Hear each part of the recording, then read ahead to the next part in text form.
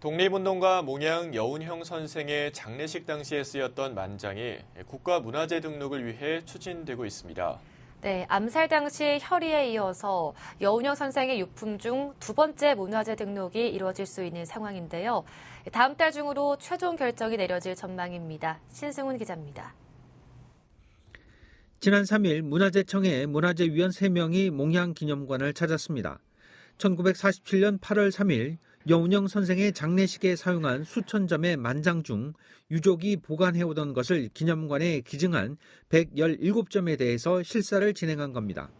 국가문화재 등록을 위해 진행된 현장 실사 이후 빠르면 이달 중으로 내부 논의 후 등록 여부가 결정되고 6월에 공표될 전망입니다.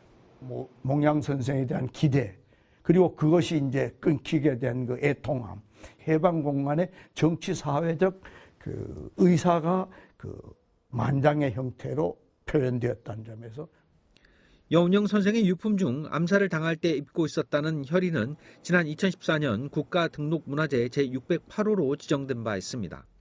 기념관 측은 이번 문화재청의 현장 실사로 여운형 선생과 당시 사회상에 대한 재조명이 이루어질 것으로 기대하고 있습니다. 한편 2011년에 개관한 몽양 기념관은 지난해 대대적인 리모델링 작업을 통해 새로운 전시관을 조성한 바 있습니다. 그리고 올해는 몽양에 대한 유품과 자료를 집대성하고 수장고를 확대한 몽양교육자료관을 개관할 예정입니다.